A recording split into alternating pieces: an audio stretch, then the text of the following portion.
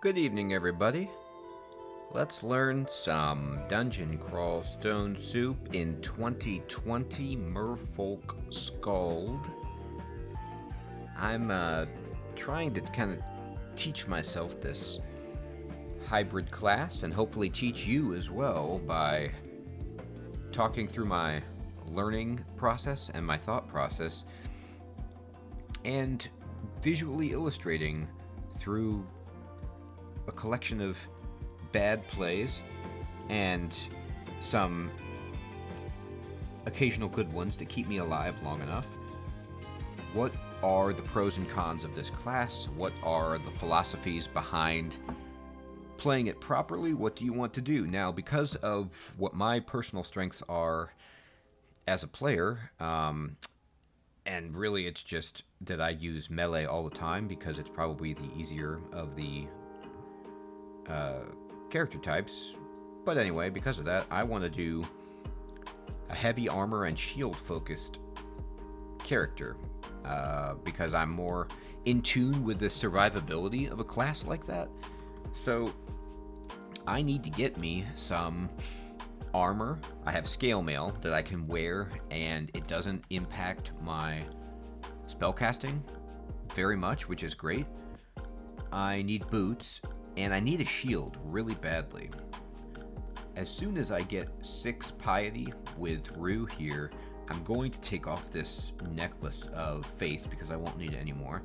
And I do have this unidentified amulet here that I'll hopefully get a scroll for and check out and switch to that. Now, I'm really enjoying what Rue brings to the table. However, the last sacrifice I had to make, or perhaps it was the second to last, required me to get vulnerable to both fire and cold. So I need some gear to augment that. Now, I'm in the Lair and working on clearing the Lair because the main dungeon branch was getting too difficult and the Orcish Mines is a little bit too challenging for me. And because I'm in the Lair, you really don't need a lot of resist fire and resist cold here. It's primarily resist poison. Now, that can change, and if an enemy comes out that is going to exploit my vulnerabilities, then I can switch my kit on the fly to accommodate. But for now, this is a pretty reasonable setup that I have, given that I'm in the Lair. Now, I do want to iterate as I have time and again. One of the primary things you need to develop in this game to succeed is an intangible feel for what is safe, what you're capable of, and what is extremely dangerous, so you know when to run, you know what you can do, you know what you can take. And in the vein of the feel of the game is the idea of where you should be given your power level. And what I mean by that is you kind of have to dip your toe into certain places in the dungeon. Like when you start out, luckily, there's only one place you can go. It's the dungeon, and you can clear out the floors to go deeper. But as branches begin to open up, as you get access to the Lair, the Orcish Mines, the depths, things like that, you need to start making strategic decisions about where should I actually be going to get my character stronger so that I can progress, because it's not really linear. In fact, if you go straight down into the depths most of the time and ignore sub-branches that have emerged, you probably won't be strong enough to go very far. Now, that's not saying that's always true, but in my experience, the depths represent a significant jump in difficulty, and so you can't just go in a linear way. You really have to test things out. So I'm testing out the Lair. Now, what I know is going to be hard for me in the Lair is Hydras, because I've got this big old halberd, and I don't have anything of flaming, and I don't have a mace, so they will grow heads. However, they're pretty slow, so you can run from them most of the time, and then I can potentially blast them from afar with my wands, but my wands aren't stellar at the time being, and I don't have any spells that I'm super impressed with that are going to be long-distance blast spells, because I'm not good with those schools of magic. I'm really training charms and hexes so that I can do my Spectral Weapon reliably in heavy armor, which I can. I'm only at a 3% fail rate in scale.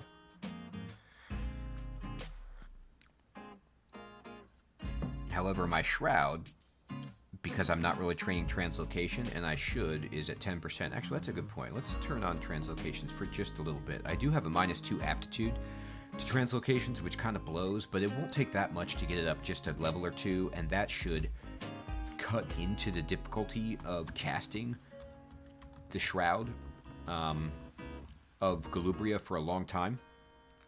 And that spell is something I'm going to be using for the entire game, I believe, because it complements even the heaviest of armor by allowing you to ignore small hits.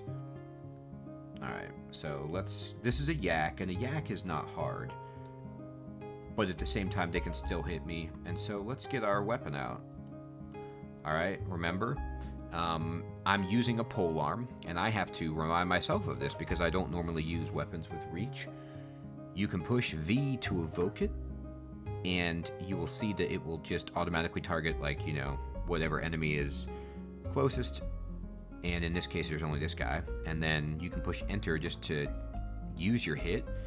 Now, even when I'm evoking, what's awesome is your Spectral Weapon is a replica of the item that you have equipped.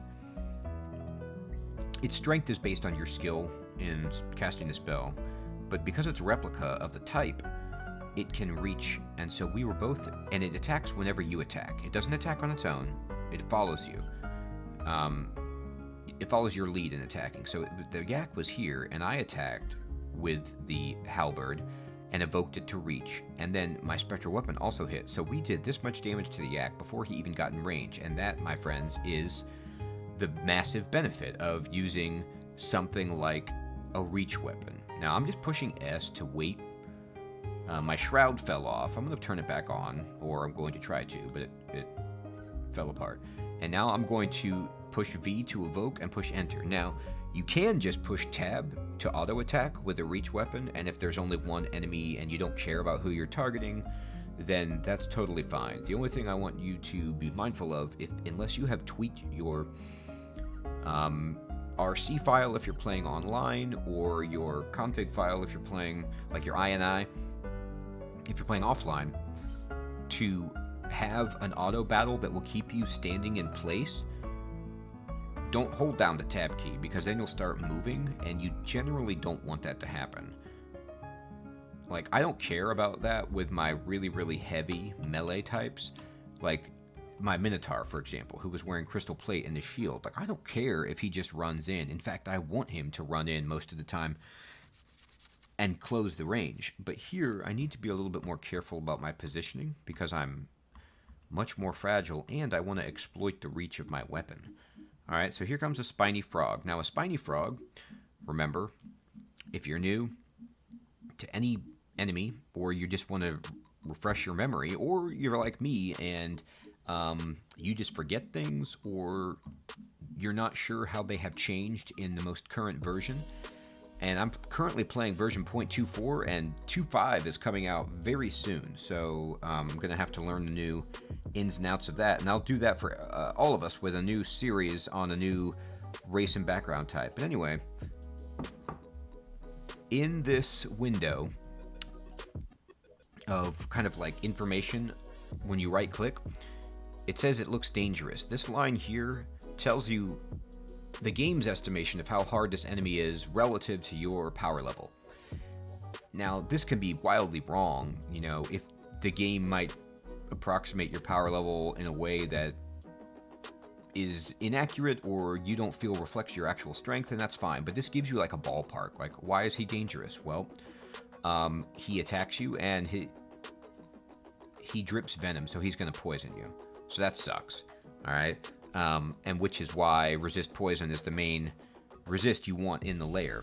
And I'm wearing a ring of resist poison right now. at the expense of making myself vulnerable to fire. That's how much I want it. He's got 38 hit points, but here also, he can sting for up to 26 damage to cause poisoning. So he hits really hard, and he poisons you. So that's a bummer. So I'm going to Shroud, okay? He closes the distance while I do that, and then I'm going to push Z to bring up my spells, and push C to cast my Spectral Weapon. And then now he's here. Now I'm going to hit him. My Spectral Weapon, unfortunately, is not close enough. So I think that probably brings up a point that I should cast Spectral Weapon first before I cast Shroud in terms of my sequencing, so that it has time to move closer to me and attack as well. The cool thing is Spectral Weapon stays up a bit. Man, another magical helmet. They're really helping me out with magical helmets. Okay, here's some wolves. Okay, wolves I'm not really that concerned with. I'm just going to throw some stuff at them. But you can see that it's turned on a whole bunch of enemies that are like, hey, we see you and we hate you. And so I'm going to go over here. And I'm going to just kind of... This is a really good spot right here. I'm going to Shroud myself now first because the guy is already on me. And then I'm going to Spectral Weapon. I'm going to start hitting people. Now, my Spectral Weapon, unfortunately, appeared in a bad square where it was too close to the enemies, and so they knocked it out of the sky. Remember, you take half the damage that your Spectral Weapon takes, so you really want to be careful about if you should cast it or if you should not, and you don't get to choose where it appears. You can try to control that somewhat, but anyway, I've backed myself into this little corner so that I can fight them one at a time. And the cool thing is, something I couldn't do with, like a Minotaur wielding an axe, for example, if there was a caster that was out here, I could evoke my weapon and hit the higher priority target instead of having to fight this guy first. So that's one of the cool things. I'm still shrouded. I'm taking a little bit of damage, but these guys really aren't that bad. I should be okay here. I lost my shroud, so I'm going to bring it up again. And I'm going to now cast my Spectral Weapon. Now, it wants to appear close to me, but I'm surrounded by walls and an enemy, so it can't appear adjacent. However, it's close enough that now we can start double dipping on these guys. Now, they killed it, but that's okay, sort of. I think that exposes something. Oh, cool, we're level 12. All right, I'm going strength. That exposes something that I'm going to have to make adjustments for, which is that, like, with a melee guy that I'm used to playing, if I step into that area of the one tile, it's my best square. But with my Spectral Weapon, I need to kind of try to protect my Spectral Weapon somewhat so that it can be just blasting out the DPS. Jesus, I'm getting rocked by these frogs. Frogs can just hit you hard. That kind of thing can just happen. And I don't have a shield, and I don't have the best armor. But anyway, we won. And we saw Rue. Let me click on the text log here. So, 2 times while I was fighting, Rue did his thing. First, he redirected Blink Frog's attack. I'm going to have to learn the lingo of Rue better to understand if that means he just missed me or if he actually attacked one of his allies. And then this line means that I focus my will and blind the Blink Frog in retribution. So, like, because he hit me and did damage, I blinded him. Which is why you saw that little eyeball appear on his character. Now, they're slowing down, just as a refresher, because I have a weapon with a brand of freezing, and all, like, most cold-blooded things in this game will slow down if you hit them with a freezing weapon. That decreases both their attack speed and their movement speed. So it's very nice. It's a very nice benefit. I don't have any Identify scrolls. I'm going to drop these Amnesia scrolls. I'm going to push the /, which is the slash that's above the enter key, if that's actually the backslash, and I'm a moron, let me know. Well, I'm a moron, but about that specific thing, let me know. Anyway, I'm going to push that, and it opens up this list of all the items that you've discovered, and it defaults to like recognized items, okay? Which means, hey, you know all these items, and you can go on these and toggle which ones you actually want to have auto pick up. So for example, I don't ever want Rings of Stealth. I'm not interested in that. I don't need Amulets of Faith, but they're turned off, so that's good. I don't want Wands of Enslavement, Wands of Paralysis, or Wands of Random Effects, so I'm going to turn all those off. I do not want Scrolls of Amnesia. Okay, I don't want Potions of Agility. And for now, that's pretty good. But as the game progresses, like, I just like to check these things off so that I'm not constantly having to drop things that I really have no interest in ever using. Alright. I'm going to drop these Potions of Agility. And remember, even if you drop something, or if you tell auto pickup to ignore it, it's not like it disappears from the game. It's still there. And you can always do Control F to search for something. If you're like, crap, I need some Potions of Agility for some reason, you can Control F and just type in, like, you know, agility, like this. And then it'll be like, hey, there's 3 Potions of Agility, and you can either push A or click on this, and it will start to move you towards it. So you never lose anything. And you can also use that if you weren't even aware that you just, had discovered something. All right, so let's start banging these guys. Beak, beak. Yeah, giant cockroach is not hard. This guy's annoying, so let's look at that. Wow. Okay, cool. So my Spectral Weapon froze him, which iterates the fact that it is a replica of your weapon. And I'm going to have to read the wiki to get the exact understanding of this as it's evolved over iterations of Spectral Weapon.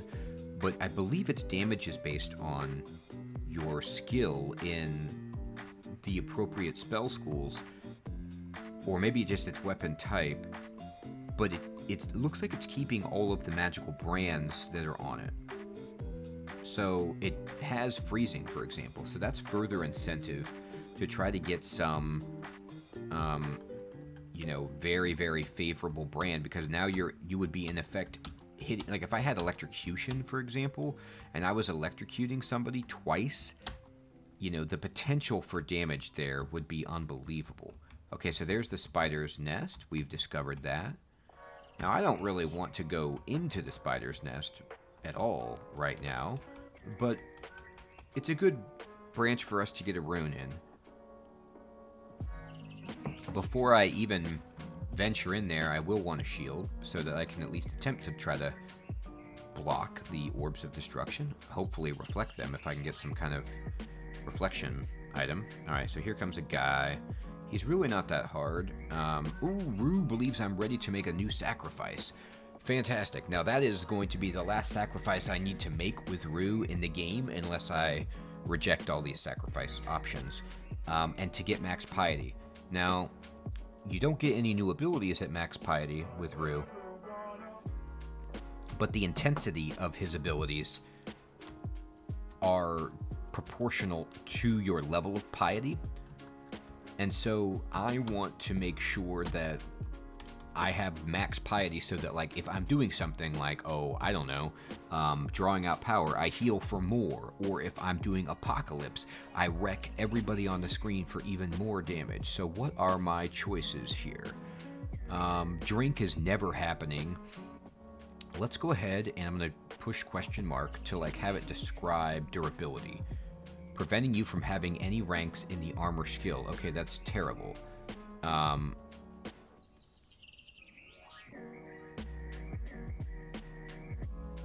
I'm not doing that. Sacrifice essence. Am I going to become more vulnerable to magic? What is this? Causing a single mutation. Oh, okay, that's right. This is the one before that gave me Dex -2. So this is going to make me slightly more vulnerable to magic. But as I believe is the case with the fact that I'm more vulnerable to fire and cold, I can overcome this by getting extra magic resistance on my gear. So this is going to be the one that I'm going to take. I'm not going to reject them. Drink, if you remember, makes it so if you're under duress, you can't drink a potion, so that's just complete suicide. I am going to switch back over to exclamation point, so I do it, and I'm going to sacrifice essence. Ability, sacrifice essence, I'm going to say yes, and Rue indicates that my awakening is complete. Now, it says here, I feel vulnerable to magic in red, but what appears to be interesting is, unlike fire and cold, you can't, it doesn't look like you can go below 0 in magic resistance at this point in the game's development. So, I think I was at 0 magic resistance before. I might have had 1 pip, I don't know. But either way, I'm not like more vulnerable in a sense, but I will have to wear a lot of gear to get myself in a position where I am not going to be charmed or, confused by every person who can cast a spell in the game, which is many of them. All right, so now that means when he said I'm awake, that's because my piety is maxed out. So now that my piety is maxed out, I need to use my scroll of identification on this amulet. And it's an uncursed amulet of the acrobat, okay? So acrobat is, at least to me, because I've been out for many versions, a newer brand, and it allows you to tumble and roll to evade the blows of my enemies, but only while moving and waiting. So this is actually really good for me, given that positioning is so key and that I'm going to probably be running in a lot of situations. In order to function, it must first attune itself to the wearer's body at full health. So you can't switch to this if you're below full health and have it work. But if you are at full health like I am and you put this on, it will work. So it says here, though, you can be an acrobat and be dodging while you're moving or waiting. But if I'm, like, for example, casting a spell or attacking, it's not going to give me its benefit. So for now, it's better than my Amulet of Faith. But it's cursed, so I have to read a scroll of remove curse to uncurse this thing, and then I'm going to wear this item of the acrobat, and you can see I just started moving. My evasion skill was 11, and now because I'm moving or waiting, my evasion skill jumps up to 26, which is really insane. I think this is I don't have much experience with this brand because I'd prefer reflection, but I'm gonna try this, and I think this will help me, like, in situations where I just wander into somebody's line of sight and they want to throw like a large rock or something at me. I'll have more of a chance of just jumping out of the way, which is very helpful to me with this character. So let's keep exploring. Okay, so we got a crocodile coming into view. He can be frozen by me. Now, I'm going to just experiment. I'm going to cast my Shroud, and because I did something other than move or wait, you see I lose the acrobatics, my 15 evasion, but I'm going to push S to wait, and I immediately get it back. And I still have my Shroud. And now he came into range of my weapon, and I'm going to blast him, or attempt to. And now he's on me, and so I am going to cast my Spectral Weapon, which will turn off my evasion, but I'm going to be attacking, so that's not really a concern. Okay, dead, dead, dead. Let's chop this guy up so that we can eat him. I keep meaning to edit the... Whoa! That would be an artifact trident. Holy crap, that could be a game changer for me. Trident isn't the most powerful of the polearms, but it's one-handed, and I really want to use a shield. My halberd is two-handed. I'm going to, this is ill-advised most likely, but I don't have a scroll of Identify, so I am going to blind equip this because I have some scrolls of Remove Curse, so let's see what this is. Oh, Fragility. It will be destroyed if unequipped. That is the ultimate punishment for blind equipping this. However, it's so damn good that I'm not going to be taking it off for a long time. So I lucked out and didn't luck out. Anyway, we now are wielding a +3 Trident of Inquiry. So it's holy, okay, which Rue doesn't give a shit about either way. Fragile means it's going to break if I take it off. It gives me resist cold, which is fundamentally essential given the fact that one of my Rue sacrifices made me vulnerable to cold, so now I'm at a net 0 cold resist. Dex +3 is sensational, and stealth is fine, whatever. So it's got a base damage of 9, which is pretty low, but it does give me reach, and it is an artifact with many, many brands, so I'm happy with this. Now, more than ever, I want a shield. Okay, so we've got a black Mamba, which is one of the more dangerous creatures here, and a porcupine, which sucks. He's going to hit me for 20 and poison me, and he's super, super fast. So what I want to do then is turn on my Spectral Weapon, and then turn on my Shroud, and then now he's in range, and let's just try to hit this guy, shall we? Okay, we got him. And then let's hit this porcupine. Okay, and we chop him up and eat him. Anyway, I want to add the Auto Butcher to my INI file so that, like, here's a 4-headed Hydra. Now, 4-headed Hydra is, you know, not bad as far as Hydras go. I'm gonna just... I know that this doesn't count, okay? But I'm gonna say flavor-wise, I've got a Trident. This is a piercing weapon. Like, I feel like this shouldn't spawn more Hydra heads. But it does, doesn't it? A spear still spawns Hydra. It still chops off the Hydra head? Or it won't? Ah, thank God. I mean, I was going to say, how stupid would that be if a Trident chopped off its head? So that's another reason, actually, to use this instead of my Halberd, which I believe is going to slash. So we, oh, and what's up, Aperiodic? Good to see you. So we are now in a place where we can fight Hydras more reliably. So I'm going to Shroud because he hits really hard. I'm going to then Spectral Weapon. And I'm going to see, like, what we can do. Okay, so Rue has illuminated him. And remember, if I take another hit right here, I will just use my draw out power and heal up and see if I can finish this guy off. Okay. The 4-headed Hydra is now attacking my Spectral Weapon instead of me, which is tremendous. We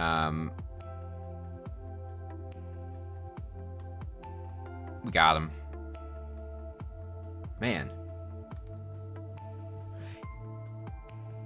If you guys don't mind me asking, where is the indication that, like, the Halberd would chop a head off and the Trident wouldn't, or would the Halberd not chop a head off either? I mean, it has a, like, an axe part to it, but is there some kind of thing that says, like, it does slicing damage?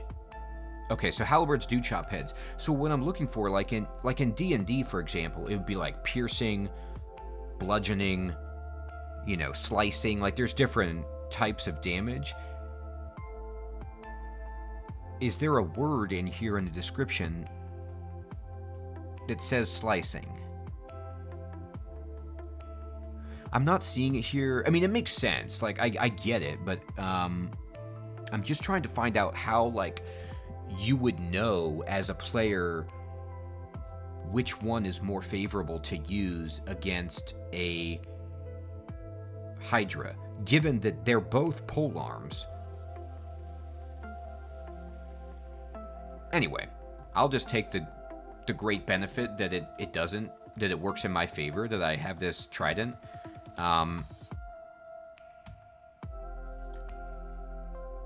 Okay, so we've got some regular yaks, which, whatever. I'm going to summon my weapon, and that's a lot of yaks.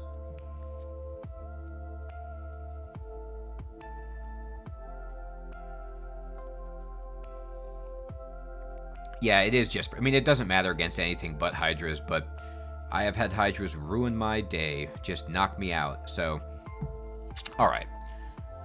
I think... Is this a good time to test out my ultimate Rue ability on all these yaks?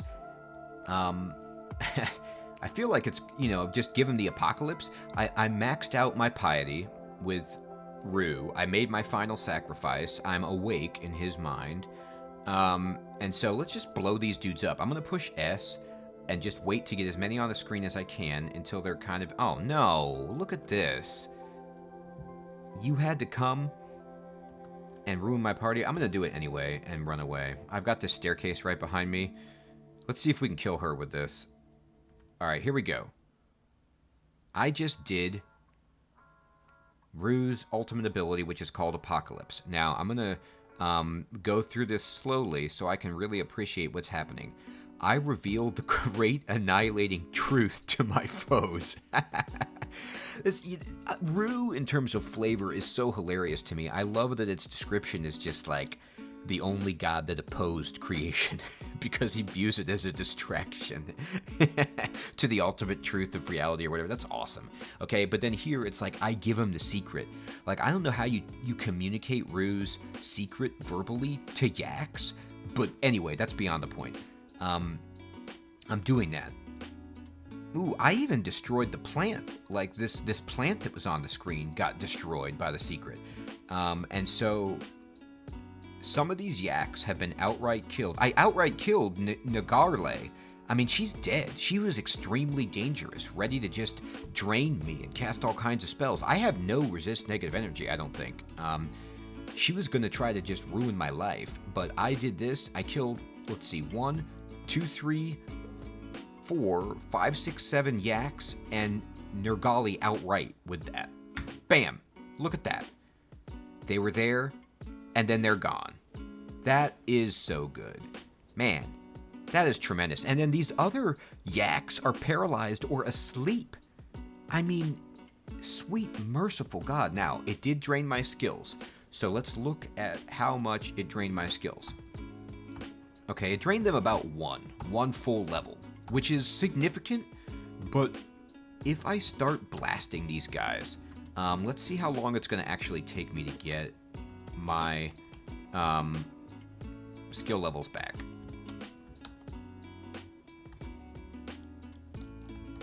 Yeah, I mean, I almost got most of them back right there. And the only thing that cost me was, you know, some temporary skill reduction. And I just killed a screen full of enemies. That was outrageously awesome. Okay. So, for this point in the game, Rue is getting full marks. No spell points, no piety, no failure chance, just a screen of dead enemies. Now, granted, I did have to make 5 sacrifices to get to full piety, and some of them were brutal. But the truth, you know, to get to that truth, it ain't easy. Alright. So we got a scroll of enchant armor. Good. Let me look at my failure rate on Shroud of Galubria. So I had been training translocations just to reduce the Shroud's failure rate a little bit further. Oh, here's Urug. She's got a +5 Evening Star, which I would love if I was a mace-wielding character. And what does she want to do to me? She's only got one eye. And she's mistaken me for a harpy. I love this flavor text. But she doesn't really do anything except bat me really, really hard. Not like that's nothing, but I think I'll be okay here. Yeah, I can start throwing at this person. So let's quiver. I don't have any javelins, but I do have darts and boomerangs. Oh, she's got javelins to throw at me. Right. Hopefully they're not silver javelins. All right. Then I'm gonna move toward her. No. What am I gonna do? I'm gonna go. Yeah. I'm gonna cast my spectral weapon. Yeah, she's got javelins. There they go. Now, luckily, I have this. Yes. Look at that. Rue just paralyzed her for hitting me with that javelin. That's awesome. You one-eyed bastard. You tried to kill me? Alright, we're going to get a free hit then. I should probably try to line this up so that my spectral weapon also gets in on the deal. Spectral weapon, get in there. It's not doing it. Alright, fine, whatever. That's too bad. Alright. Okay. There we go. There we go. Oh no, that's just pure obliteration right there. That was awesome. We're almost done with being drained, I believe. Yeah, just, 0.4 of the way to go. That evening star is so sick. Alright. Scroll of Identify and a water moccasin. Okay. So let's use this Scroll of Identify on these two blue potions. 2 potions of might. Those are actually pretty useful for some extra kick. All right. Then I'm going to... Let me look at my armor situation. I can't enchant any of my stuff except my scale mail, I believe. Can I... Yeah, and so I'm going to save that for a shield. Or, gold dragon scales, ha ha ha, something like that. Alright, let's get my weapon out. Let's not mess around. Alright, so we got some more wands of flame. That's cool. A ring. Oop, unidentified scroll. What are you up to? Scroll of vulnerability. Well, I certainly don't want that. Alright. Okay. Okay. Doing good, doing good, doing good. Let's just auto-explore this baby. Alright, so that's layer 2. Now, I'm just gonna type this again. I always do this. I always look for pieces of armor that I'm missing. Just in case, search for them. See if I was foolish to just leave it lying around. I was not. But we'll find it. We'll get one. I feel a wave of frost pass over me. Well, I don't think I'm going to be entering a ice cave or whatever this temporary dungeon is called because I'm 0 on resist cold and it just doesn't feel right. Is this it here? Yeah. Let me get my weapon out, my shroud out. Hello. Ice Devil. Okay. Yeah, I mean...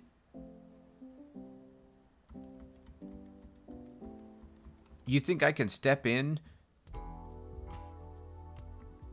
Is the door... There's a door out right at the entrance and at the end? Okay, cool. Thank you for that clarification. Yeah, the ice beasts inside are just generally not things that I like to fight. And I think there are statues usually in these that summon stuff and just, things that I don't... But, hey, I do have Apocalypse, right? I could try it out. Can you use it? Let me see if... Can you use it if you're drained or you have to wait till... It's only exhaustion you have to wait for, right? Or is it draining as well? Let me look at that. Let me clarify that. Okay. Yeah, you just can't use it if you're exhausted. Sweet. Sweet. Alright. I'm going to put on my shroud then. Oops. I didn't mean to do that. I meant to push Z and then B. And then...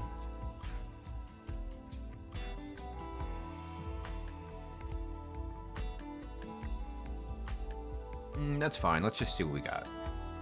Well, no. I'll drink a potion of resistance. There we go. Okay, well, there's just yaks. I mean, I can fight yaks.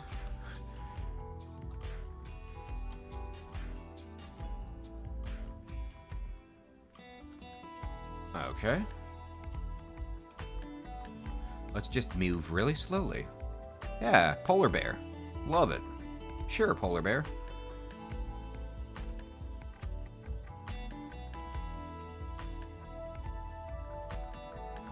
Oop, more bears. Alright. No.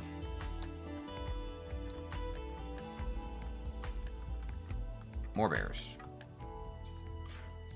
Alright. Well. Let's go back here and just rest up. Man, you were right, dude. This is a pretty good experience.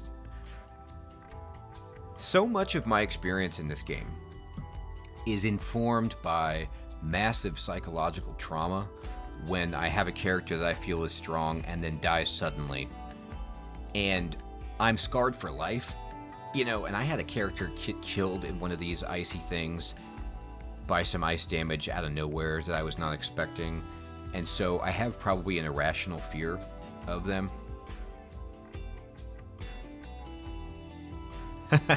Nah, I'm not new, dude. I'm new to this version. Newish, anyway. No, man. I've been playing for over 10 years, almost 15 years.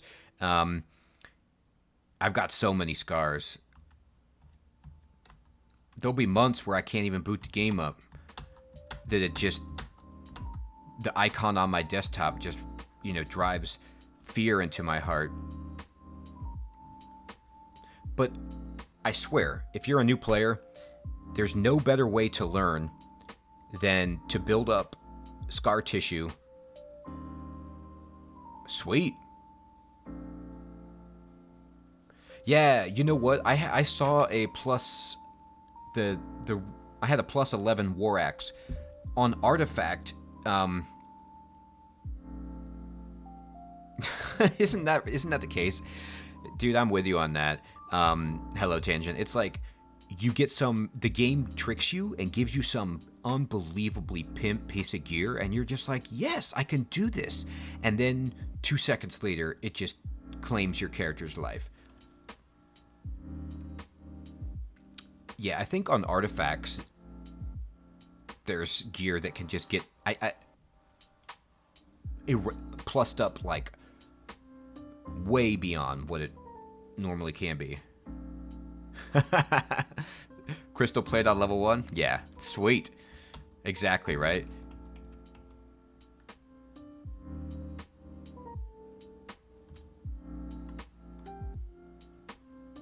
Pretty much, right? Orc Priest is like, what, you got crystal plate? Yeah, I'm gonna smite you. It ignores all of your armor, and, your game's over. Yeah.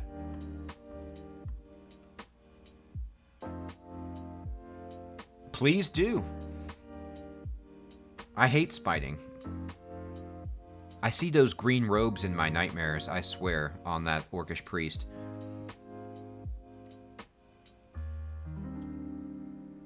Yeah. Smite is just like, yeah, oh, cool.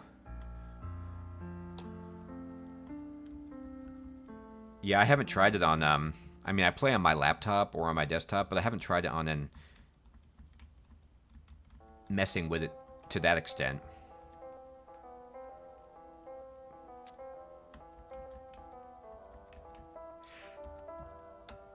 Yeah, there are certain enemies that, like, you know, Sigmund or whatever, that just will kill you so early in the game. Or an ogre just gets a lucky hit with his great club and just pounds you into the dirt. And even if you're a good player, you're just like, yeah. I mean, and for me, my thought process is like, well, I'm going to have to just take the risk of seeing if I don't want to run from every orc priest and every ogre that I see. But if I ever want to try to rival some of those people out there who are insane and have, like, you know, consecutive victories, I'm gonna have to play it that cautiously, I think.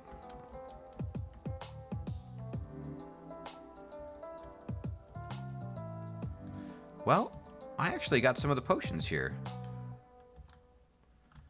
There's a polar bear. Yeah, I'll take it.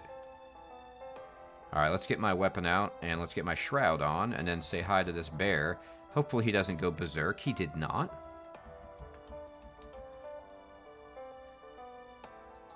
Yeah, this is good stuff. I mean, heal wounds and resist, very key.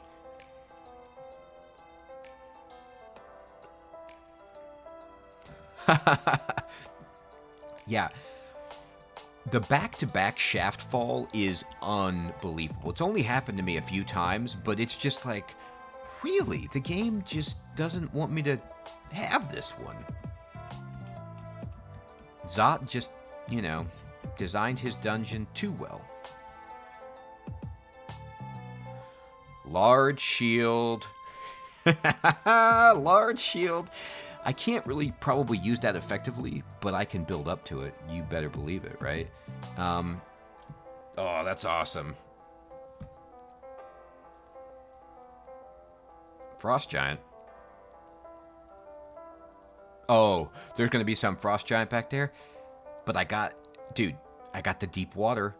I got the deep water. I'm a fish man in the deep water.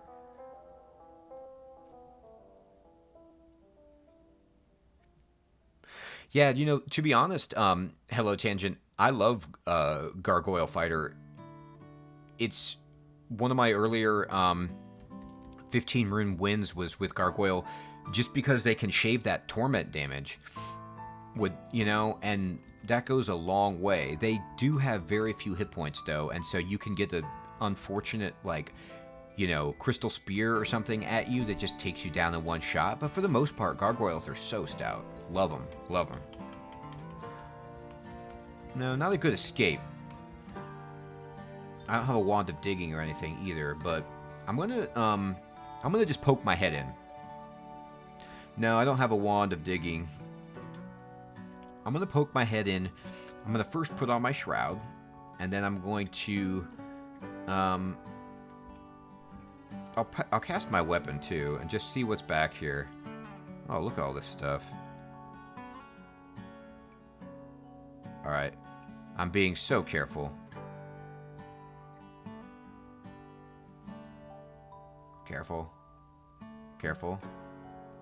A glaive. So this thing...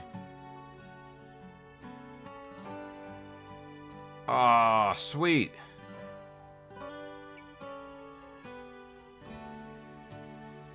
Alright, let's just run away. So you're saying the giant is like back in this area somewhere?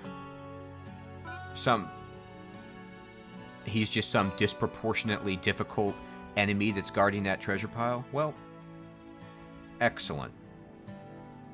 Yeah, I'm going to play it safe. I mean, I do need gold. I have a bunch of stuff on my shopping list, like this +5 Amulet of Reflection that I'm eyeballing, and I can't wait to get. But I don't want to die now that I've got this Shield of Cold Resistance. I love large shields with I love large shields in general, but large shields with a brand, and they've really come on strong adding these. And like in the last round, I had a large shield of resist negative energy. Yeah, this turned out to be a great dungeon. I got a bunch of potions, I got a bunch of XP, and I got a large shield, which I was just, you know, clamoring to get. Yeah, and there weren't any ice beasts. There wasn't anything that was launching, like, cold damage at me or anything. It was just, like, mostly, you know, melee-type stuff. Polar bears, frost wolves, and, yaks. No problem. I'm not going to tempt that statue. I don't see the profitability in that. Alright, let's go. Now, if you are a newer player, these time dungeons, once you leave them... Hey, man, what's up? Thanks for the follow. Appreciate that. Once you... yeah, all that's left in there is lost, you know? Once you leave a time dungeon, the door closes forever. So you really got to be sure when you leave, but I was sure. Like, I got good stuff, and I'm out.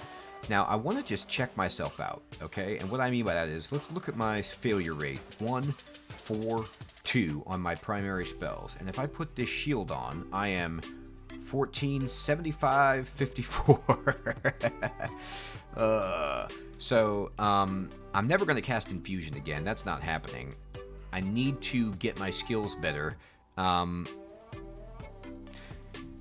dude, I'm with you. I normally don't use magic, but I really want to expand my game. And so I'm trying to, like, yeah, that's what I'm going to do. I got to turn on shields right away. So I'll take armor off double time. I'll turn on shields.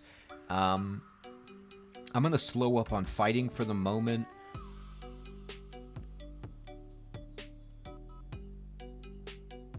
And this should be okay for a bit. I could double time shields. Yeah, I guess I do need some health. Okay. Now, like I said about magic, like I never mess around with it too much, so I don't ever have to worry about spell failure rate, but I do want to get better, and so I'm trying this hybrid class to ease into magic. I used to play full-blown casters all the time, like way back, 7-8 years ago. I would do Spriggan casters all the time. I loved them. Just casting lightning and moving really fast. But it's been a while, and I tried Octopode for a long bit, trying to get that to work. And then I just found success with melee and just kind of was trying to perfect my melee game so I could just churn out 15 rune victories. And I probably, have a better chance of doing that than with this.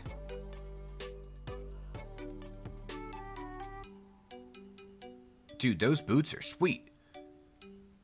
Cursed my butt. I'd put those babies on in a heartbeat. I need those boots right now. Look at me. I got no boots on. Strength -2 is sort of a bummer, but that, do you already have see invisibility and some good resist fire? Resist fire +3 is kind of nuts. At least keep it around if you're going to do some extended and need some fire resist. Alright, let's just fight this Hydra.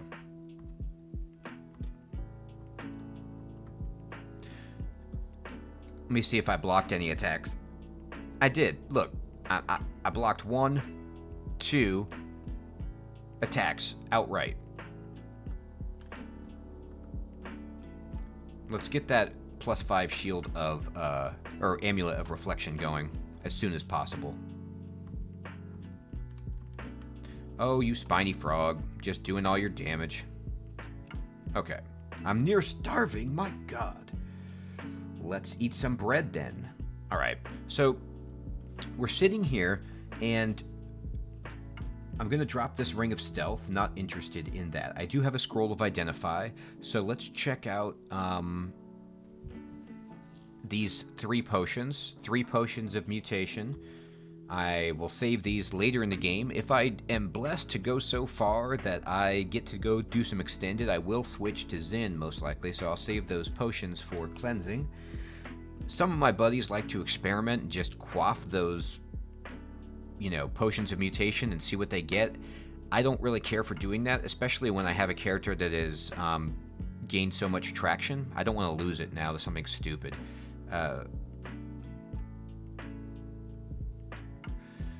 Nice armor. Looking good. I'd take that. That's a lot of resist fire. Fire won't bother you ever.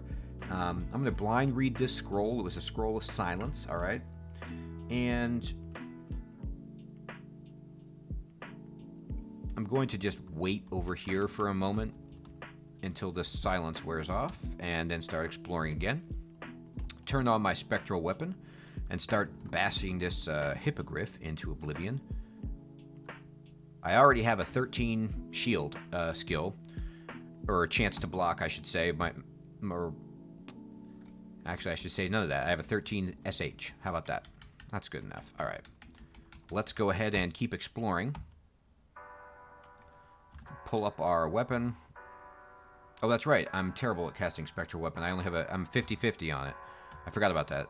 Well, whatever. I've reached 13. Okay. We'll get better. We'll get there, Spectral Weapon. I prefer to ease into shields with a medium shield, but I can't. Ooh, look at this. Big old sword. Fun. I'm going to just keep it here, and I'm going to put... Ooh, here's one of my brother ladies, my sisters, the Merfolk Siren. Hello. I'm mesmerized by her song. I'm no longer entranced. Yeah, the sirens are going to wreck me because my magic resistance is absolutely atrocious. But I don't have to worry about really drowning. And I can just walk towards her and kill her. I'm going to drop this quarterstaff, this artifact quarterstaff I found. I'm going to drop this +2 trident, this spear of freezing, this. I need to start actually cleaning out my inventory a little bit. I'm going to bring in my spectral weapon, and I'm just going to, we're going to have a reach battle. Okay. We're going to have another reach battle. Let's see here. Hello. Lots of people with spears and the like. Just going to mow them down with tab. Now I'm feeling a little bit more substantial. Like, I feel a little bit more tanky with this build now that I have this large shield and a pretty okay 23 armor class is nothing to sneeze at for a hybrid character, and I haven't even gotten like a nice set of any heavier armor yet. I'm just wearing unenchanted scale mail for the moment, and I don't even have boots. But I've been lucky enough to kind of get this +2 helmet. Like, all of my off items, although they have no brands, they do have +2 on them. So, you know, my accessories are pretty strong. I am going to read this scroll of enchant armor for my shield. This is something I talked about in some of my other videos for beginners, but really, if you get enchant armor and you are planning on going shield, and for my money, you should probably go shield unless you're some kind of caster, or early game, you get a two-handed weapon that you can devastate with. You want to put the enchant armor into shield because raising your shield skill is more impactful than raising your AC. Because if your shield blocks it and its damage it's capable of blocking, it blocks it all. So you're talking about 100% damage blocked. And here's the shoals, which I'm not going to do now, but I'm excited to see it, because what this means is that I'm a merfolk, and I should be able to dominate in here, just swimming around and killing my family. A lot of attacks can't be blocked. You're absolutely right about that, but so many can, including insanely high-level spells that you wouldn't expect, like Orb of Destruction and Crystal Spear can just be blocked by a shield, or reflected back even better if you've got reflection. So you're right that I'm not saying ignore armor class. I'm just saying, like, dimes to donuts. If I could raise my shield 1 or raise my armor class 1, I would prefer to raise my shield. However, I could be, you know, that's just my opinion. My assessment could be off. Okay, these bees are going to be jerks. All right, let me think about the best way to take down these bees. First of all, I want to take them one at a time, if possible. You like AC better? You see, because for me, AC is just like, it just rolls your AC from 1 to whatever your ceiling AC is, right? And that's how much damage you're going to subtract from an incoming attack that AC can mitigate. And so it just gives you like it just gives you a bigger die to roll. But shields, if you block, it's 100% block, right? It works on all damage. I feel you. I'm just a person who loves shields. I just love them. Love it. Love blocking. And so, also, I will say,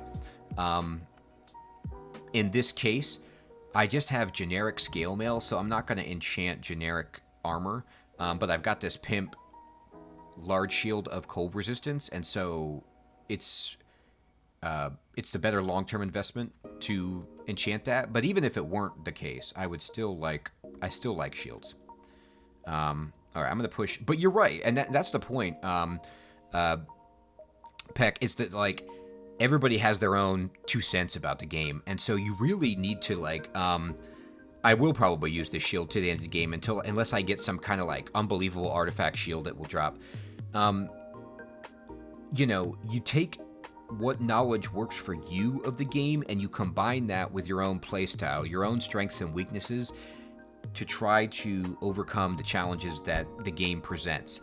And so, like, for me, I really like shield, but I'm listening to you guys. I'm not like completely immune from changing my stance. I hear you, and so there might be a time where I'm just like, well, you know, maybe that's the case. But what I've found, yeah, I mean, like, I see my friends play this game, and I'm just like, holy crap, you know? Oh, dude, yeah, I'm totally with you on that, Peck. It's like, I make so many damn mistakes in the game that I just try to build my character to be strong enough to protect me from me, if you know what I mean. Like, protect me from my own stupidity or misplay or misclick, you know, because they're legion. And so I just try to put myself in the best position so that if I do screw up, you know, I can potentially get out of it. So there's a lot of best practices that you learn, but really nothing is a better teacher in this game than just playing it and playing it and playing it and dying a million times. Okay, so we've got all these bees here, which want to, you know, wreck me. I'm going to shroud because these are little guys doing like little bits of damage, and I'm just going to stand here and fight them. I do have resist poison, so, you know, my main thing, this Komodo dragon is annoying. I am poisoned, by the way. I'm going to put up my shroud again. Okay, I'm getting hit pretty hard. Let's see here. I'm going to step back. Put some distance between me and the Komodo. I'm going to look at my spell failure for a Spectral Weapon. Man, I've been casting this shroud like it's nothing. There we go. There we go. Got this baby on. It's probably worth it to regenerate here, right? I mean, I only have a 95% failure rate. Okay, let's go ahead and if I take another hit, I'll draw out power. I will just cure the poison right now to get that out of the way, and then I'm going to start fighting. Because now that my Spectral Weapon is out, every attack is 2 attacks.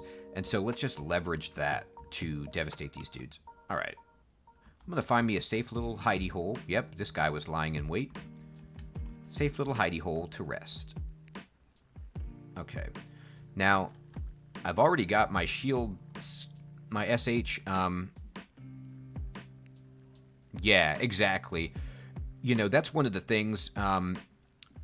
I feel the same way. Like, if a bunch of guys would have come in from the back, but I was pretty much okay. I wasn't like, I hate going, you know, below half health generally, but that wasn't, most of this floor is explored. I wasn't that worried about an ambush or anything, or a big hit from them.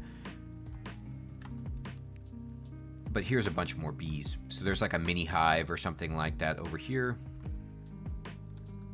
I don't know how long you guys have been playing, but back in the day when I would play, the food was much more difficult to come by, and there was always a hive in the game, and it was like the floor of the dungeon that you just had to do, yeah, the hive branch, so that you could survive like long enough, you know, to go for the runes because you needed the food.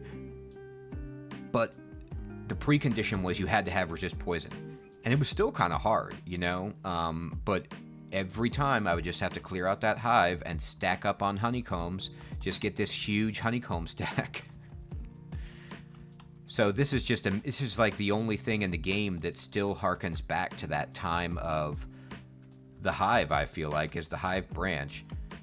Unless there's some kind of like weird hive in Pandemonium that you can go to that I don't know about. But haven't seen it.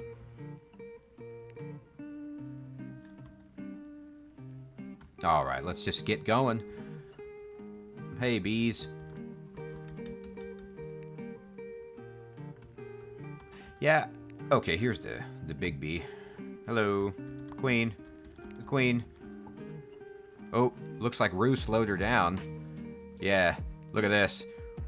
Rue slowed the queen bee, then stunned her, and then Rue got in there and just wrecked that queen bee. It was just like, look, this is my, what am I? I'm the, my title is Drop of Water. I'm a prized avatar. I'm a drop of water. Don't mess with me. Rue will provide. All right, here's all the honeycombs. Look at that.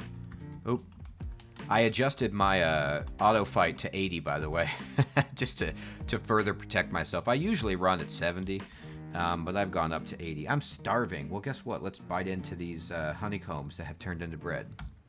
Okay. Get out of here. Get out of here. All right. Wand of Ice Blast. That's cool. All right. Let me look at my failure rates again. See where we're at. We're down to 41 on Spectral Weapon and 58 with Shroud. Getting better. All right. Well, nothing for it but to just keep getting experience. All right. Let's go. Let's go. Boom. So sorry. Can't turn me to stone. I'll kill you. Okay, so that's layer 3. Not bad, not bad. Let me just take stock of my inventory here. I still have several potions that are not identified. I don't know what this helmet does. I don't know what this ring does. How much gold do I have at this point? I'm still short. I need some cash. I'm thinking about going to Orc 1 and just trying to get some cash so I can go buy that Amulet of Reflection. This Amulet of the Acrobat is cool, but seeing that I plan on trending toward heavy armor and shield, it's not as impactful, in my opinion. And it's like as soon as you start fighting, it turns off. So it's nice for exploration, but I'd prefer to have the reflection because it adds. It's just a strict +5 that it adds to my shield skill as well. All right, guys, let's go up the elevator here. Aw, they killed my Spectral Weapon with their boomerangs. That's not nice. Alright, let's bring this guy up the steps. So, let's do a little stair dancing, shall we?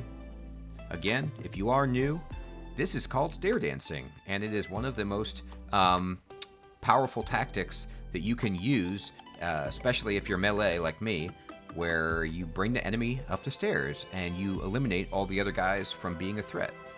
So, I'm going to fight this guy a little bit and see how hard he hits me or tries to hit me. He didn't hit me hard at all. And I'm going to wait until I'm full up. I will shroud myself or try to. Come on. There we go. Because when you step down and you're stair dancing, you do get hit on the way up and the way down if there's enemies around. So an Orc Priest has decided to come into the fray, which I'm not pleased about. And this guy is not going to come up the steps with me very easily because he's got a reach weapon. So what I'm going to do is I'm going to step back here. And then that'll bring this guy adjacent to the steps. And I'm going to step in to the steps. And then I will step up.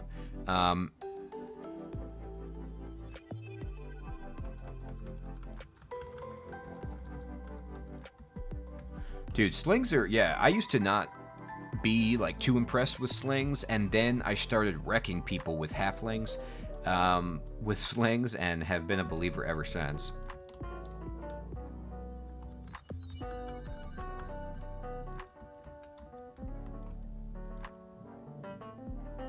I didn't dislike slings. I just I found them to be like, you know, I just had a bias against them.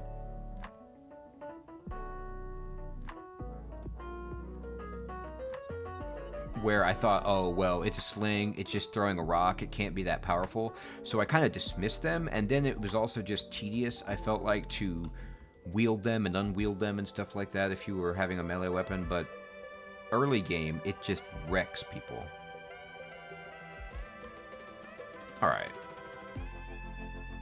So, I do want to say, I went here to get gold. I am very, very close to getting the gold that I need. Now look at the map.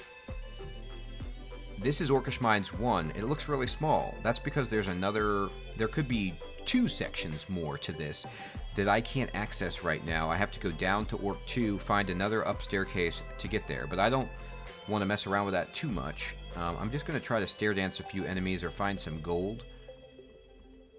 Alright, gained 8. Here's some gold. Let's see if we can get this. Okay, we got enough. Now, I just want to also point out I put some items on my shopping list, and you can get to your money by pushing Shift $, and then it tells you how much money you have. And if you have anything on your shopping list, it tells you here as well. And then as soon as you reach that threshold of gold that you need for an item on your shopping list, the game in the text box is like, hey, you now have enough to buy that amulet you've been saving up for. And so I'm ecstatic, but I'm going to walk manually back to the steps. And then now that I go here, I can just push my shopping list, and I'm going to push B, and it will take me to the shop that contains this amulet. And I'm going to, it's highlighted here, and I'm going to buy it. I'm going to say yes. Yes, buy it. Okay, so I'm going to switch amulets now over to this amulet of reflection. And you'll see that my shield skill is 15, my evade is 21. It's going to skyrocket down to 6, unfortunately, but my shields go up to 20. Which means any attack that I can block with a shield just got a lot easier.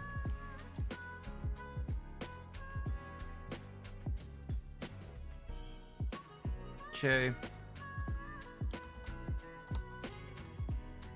Alright, so let's go back to the Lair. I don't really want to mess around with Orc too much right now.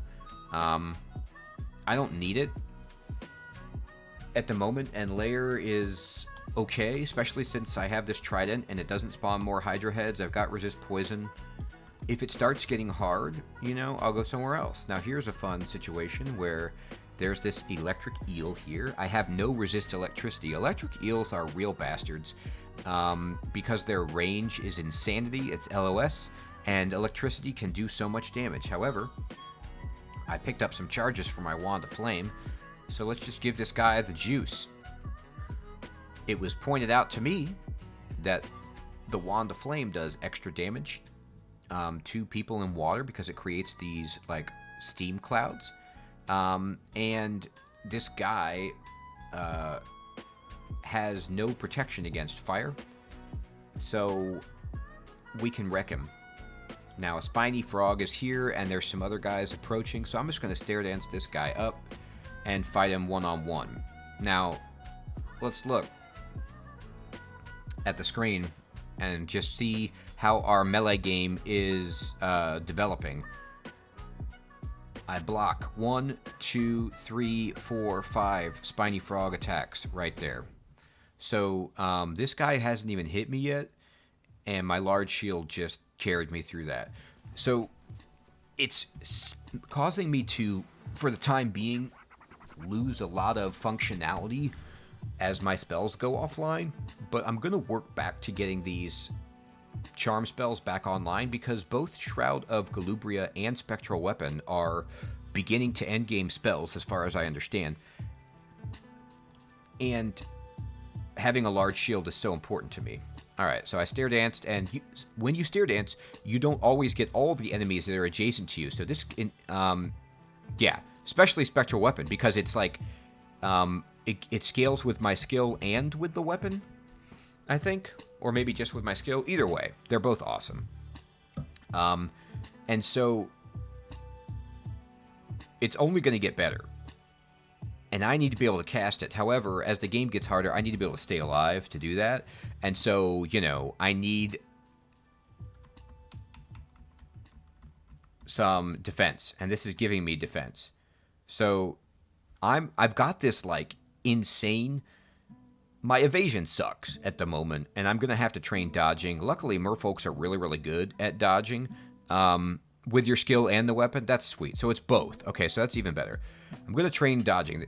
Merfolk have an awesome aptitude at dodging, because there's no reason to not have evade. All of these things work in terms of mitigating or avoiding the damage that they can. They all come into play if they're able to. But... in addition to these three things, which are like my main defensive metrics, I also have all of this brown is just Rue doing stuff in battle to help me out.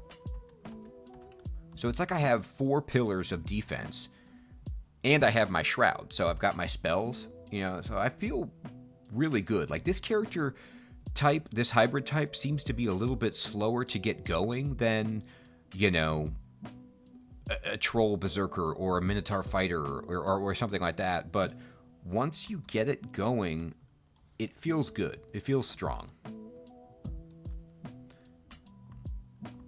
Alright, I'm just gonna kill these guys. Oh, this porcupine. You beautiful porcupine. Alright. Alright.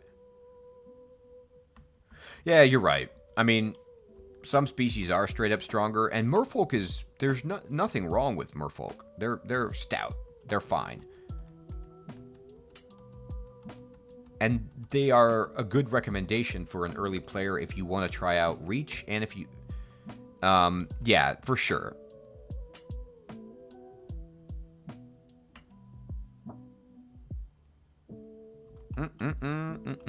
Yeah, for sure.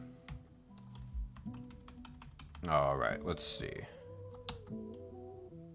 Alright, so that's layer 3 cleared up. Alright, so let's go ahead and stair dance some of these guys up. Yeah. Gotcha. Alright. I'm going to put up my shroud. Try to, anyway. There we go. My failure rate is still pretty high with this large shield, but I feel like, you know, that's right. Trying to put this Merfolk Skald puzzle together. We're finding a lot of pieces. I got no shoes, but, you know. Alright, let's go up, and I'm going to back into this little hallway here and cast my weapon and do as well as I can to fight them one at a time. Yeah, they can flank me if they wish, but it's too late. Alright. Here we go. Explore it. Alright. Another unknown scroll. When I get, you know, I'm sure you guys feel the same way, but when I get late in the game and I find a scroll that I have yet to identify, I always get that little tingling, that little feeling like, oh my god, it's going to be acquirement. It just has to be, right? It doesn't have to be. There's plenty of scrolls that it could be, but still, as I progress and thin the possible, you know, list of things that it could be in terms of scrolls, ooh, I get excited. All right, let's bring my weapon back. This elephant is,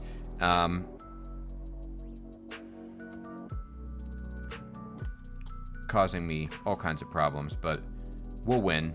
Oh, yes.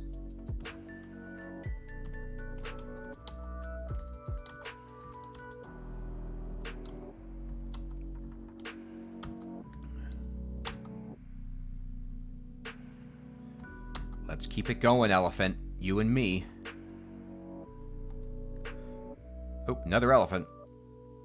Alright. Let me think.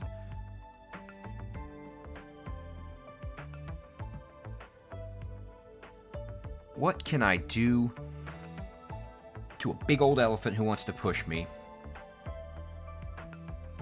Oh. Did you make a new fork to the dungeon for the tournament? Or is it like in some experimental version of the game or something? Is it going to be in 2.5?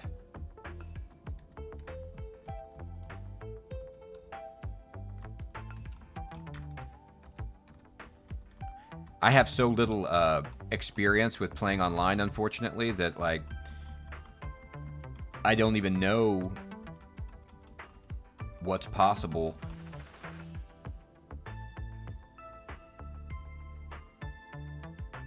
Oh, you've got your own version of the game, dude? That's cool.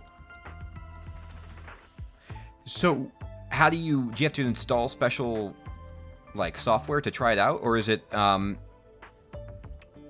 available through the Crawl online server?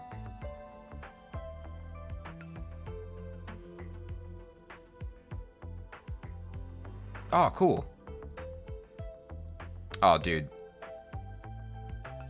Sorry about my stupid Autobot with the chat. I have no idea what it is doing. Oh, cool. All right. Yeah, I usually get defaulted to, like, the... I'm in the Midwest of America, so it's like I usually get defaulted to Canadian servers.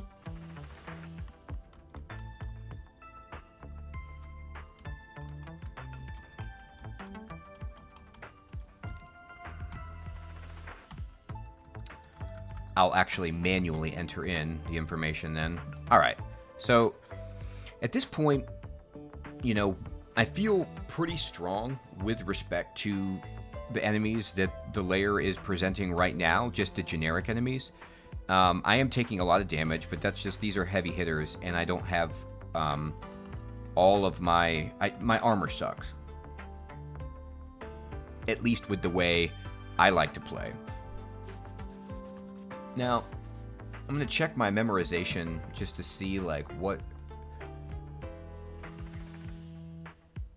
So this does not add, unless I'm wearing, like, robes or some kind of armor of encumbrance rating, you know, 4 or less, so that's not going to help me at all. Okay.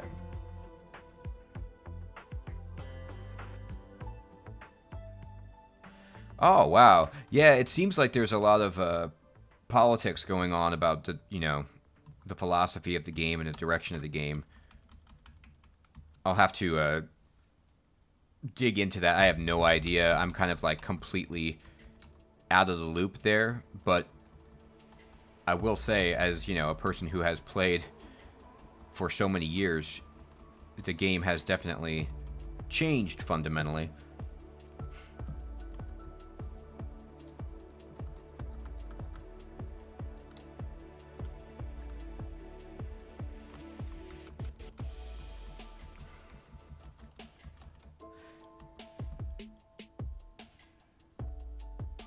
Oh, thanks. It's the music isn't too loud, is it? Like, I kind of want it to just be, it's just like some lo-fi, you know, video game remix music.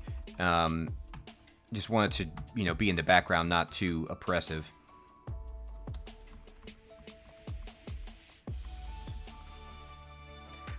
Whoop. Getting hit by these frogs. They're blinking. Alright, there we go. I'm playing a little more fast and loose, by the way, as I start to feel stronger with this character. Probably, you know, not the best in terms of efficiency for keeping all of my items of escapability intact. You know, like I might have to burn a blink scroll or a teleport scroll because of this kind of play, but it happens. All right. I'm going to identify this ring. Ring of protection from magic. This is really nice. And then I'm going to read this scroll. It's a scroll of noise. Oh, I was hoping for acquirement. And it just made a big loud noise. That's just a shame. Oh well. At least we know. And knowing is half the battle, right? So we got another scroll of teleportation. Another potion of heal wounds.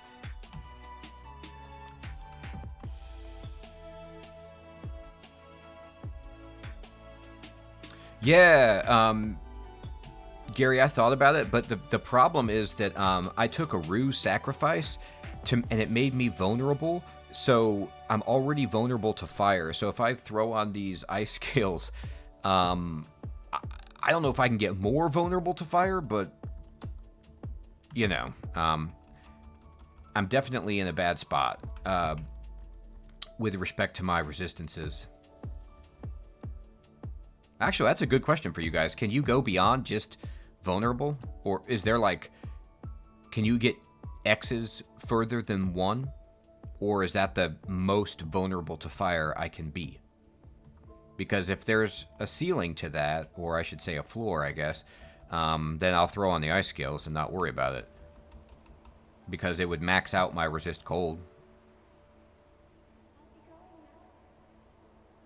Oh, okay. Yeah.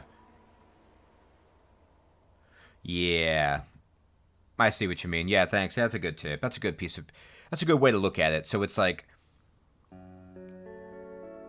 it would just trap me at being vulnerable. And if I caught anybody that was like Azrael or somebody who was wandering around who wanted to hit me really hard with fire damage, it would not be comfortable. Potions of Brilliance. Dropping them. Got them on the record. Alright, so these are this is definitely something that's newer to the game. Like I said, you know, I phase in and out of playing this game over time. And the fact that they added, this has probably been in here for a while, but for me anyway, that ghosts that are not my characters from the past are in the game. Like they just randomly generate, or do they pull these people from like online or something, or how does this work? Like, but anyway, this is not, I didn't make this guy. But here he is, right? And so they have these other ghosts. I don't know if that, yeah, they got pulled from the servers. That's what I think. You know, and correct me if I'm wrong, but when I was trying to like think through the philosophy or the game design choice there, was it to prevent people who played offline from just clearing their morgue or their ghost, you know, from the game and then not having to encounter ghosts? Like, so this way you can't eliminate ghosts from the game. I don't know if that's the reasoning, but I know that like I had thought about doing that many times because ghosts are so rough, especially if you just more variety. That's cool. Yeah, because like, you know, if you have a character that gets like 13 runes and then it dies and then you see that ghost, it's just like, but at least they had the wherewithal to be like, okay, it's back here and you can make, I love this, that they give you this choice. This is a really fun choice. Like, do you want to open this and fight all this crap? The answer for me is no, because the rewards are not high enough.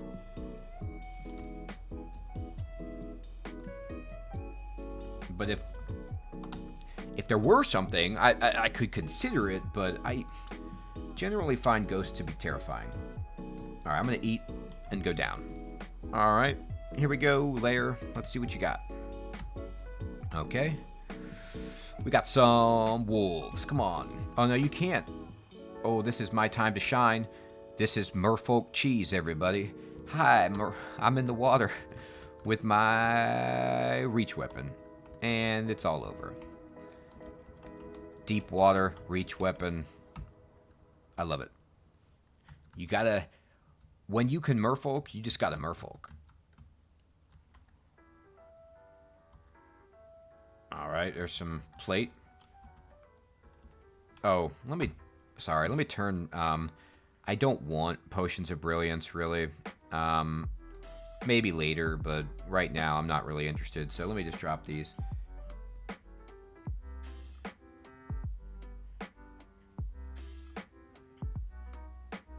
Let me see if there's anything else I want to get rid of. Yeah, I think so, man. I agree with you. Like, this artifact Trident that I found is a great stopgap. You know, yeah, for real. I don't even want to think about that. I'm going to have to get, this is going to have to be taken care of. And I'm going to have to lure those orbs of fire out, like, one by one, or, you know, or do something to that effect. This artifact Trident is a really good stopgap. Its base damage sucks, unfortunately, but for now, this is great. But yeah, my armor is no good, and I have no boots. But everything else, I mean, artifact jewelry, I mean, I hate to complain, but I would love some.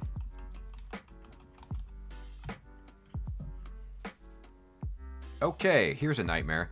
So luckily, Nezos isn't aware of me, but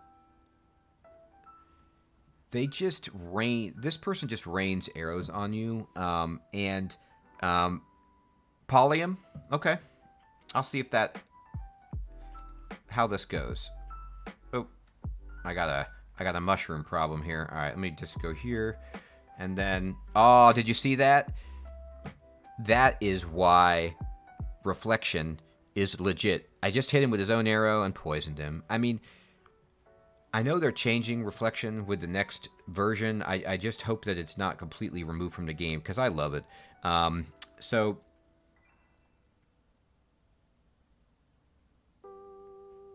let's see what's my chance? 54%?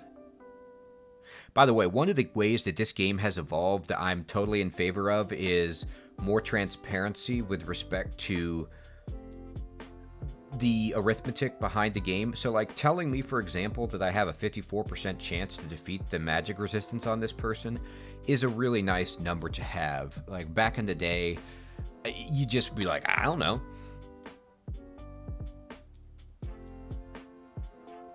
Yeah.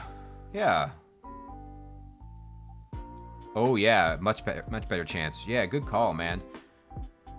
I need to start raising my evocations at some point here. Alright, I'm going to Spectral Weapon and just step in then. Oh. Nessos was killed by his own arrow. Poetic justice. Alright, fantastic.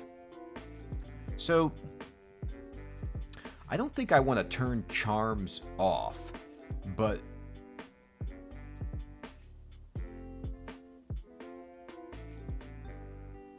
I'm looking at my failure rate of my spells, and I know I want my shields to be higher. I'm kind of training a real smattering of skills right now. I could think about just focusing on, just a couple of key skills for the moment. But like I said, I'm newer to a hybrid character, so I don't know if the philosophy is to just slowly but surely progress up a variety of skills to provide, a more versatile character that takes advantage of all the things that I can do, or if I should min-max, more heavily. Anyway, I'm going to... Yeah, and Gary, actually, that's a good question to ask in general, which is like,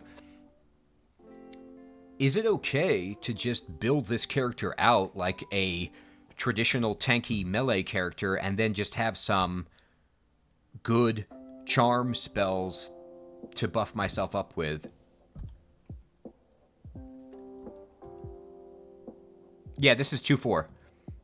I'm not playing online, so I do have access. I think you guys are right about that, and I would be more comfortable playing something like that, because I foolishly am going to go deep, or as deep as I can. I'm not going to stop until Zot or I win. All right, let's get a weapon out here and obliterate. So if that's the case, then maybe I do turn charms off for a moment and turn hexes off for a moment and start putting more experience into my armor. And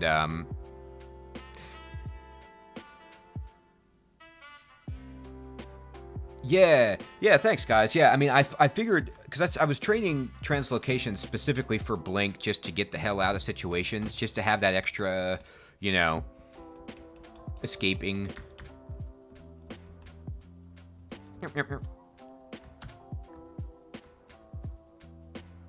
My chance to cast regen sucks. Maybe I need to level up some necromancy. Like, do you think a couple of levels in necromancy would help mitigate that regeneration failure enough that it's worth it? Or should I just leave this as is for now?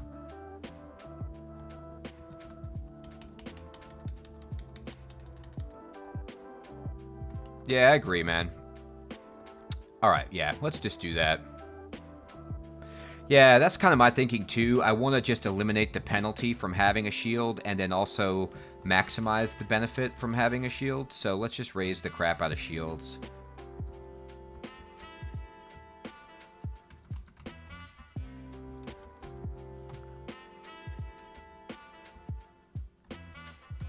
Alright, we'll just... Oh, right. That's probably too high to get the experience for. Yeah, but let's just get close. Yeah. Ooh. Although if there's enough experience in the game, I might. All right, these death yaks are annoying, so I'm going to go over here. I'm going to... Yeah, exactly. My shield skill itself will just start raising up. It's already up to 21. I'm going to Shroud, and I'm going to Spectral, or try to Spectral. Oh, there it is. It's hitting stuff. Okay. I'm protecting my Spectral Weapon. It is a scary spot, you know, but you're right. It's me or I cast Teleport, but I think that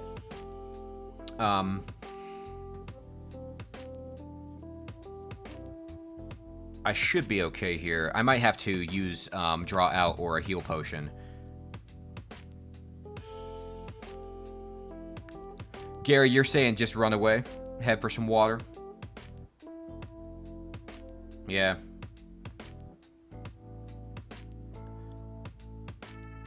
Yeah, there's plenty of that around, isn't there?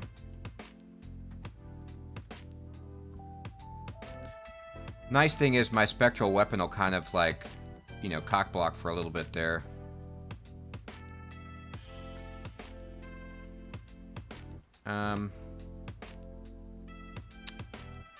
Where's the best access point to this? Alright.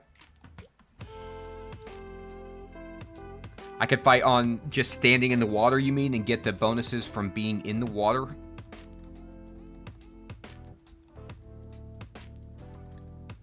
But this is so much better. You could be cheesy.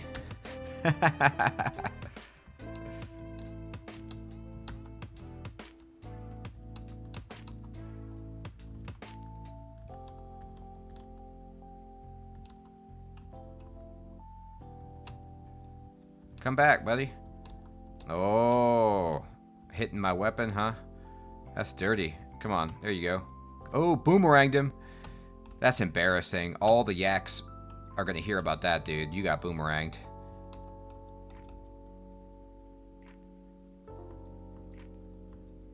Yeah, these guys can just gore the crap out of you. But yeah, these boomerangs aren't bad either.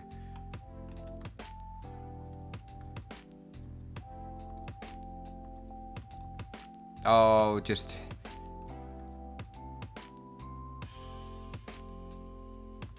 I'll just rest, you know? Why not? We can start over. We could start over like, you know... Alright, I'm starving. Gotta eat, gotta eat. Let's eat. Dance back around this way, get in the water, and... Bam, bam, bam, bam, bam, bam, bam, bam, bam, bam, bam. Oh, this guy wants to just stand in and fight. Thank you. Alright. There we go. The Merfolk way.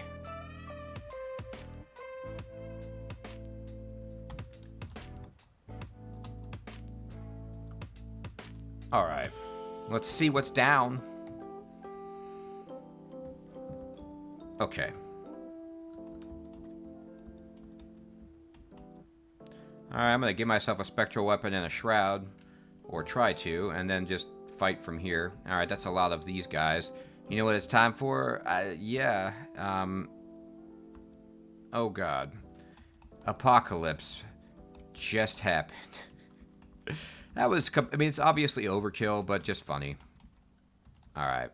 Let's take these guys back up the steps and eat a little bit.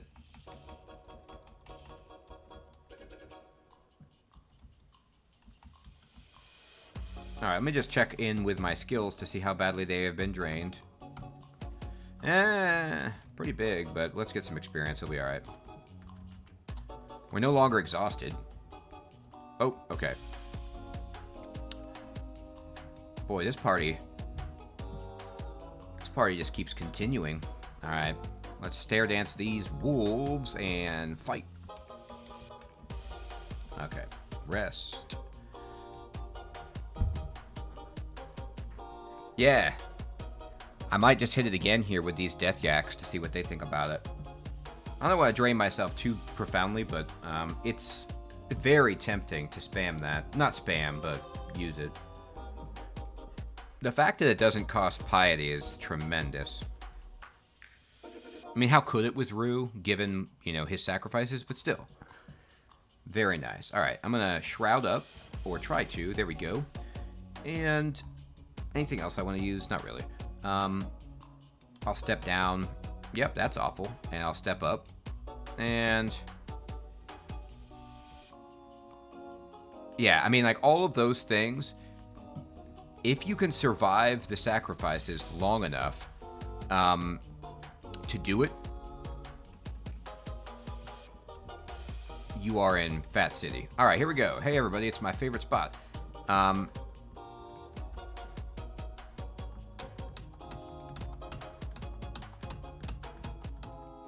Oh, you know what? Fine. I'm not using my magic for anything anyway. Might as well just infuse this up.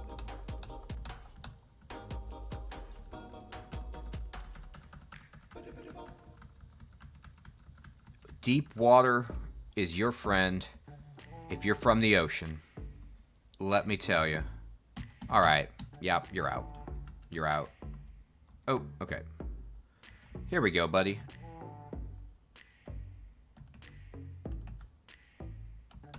All right. Man.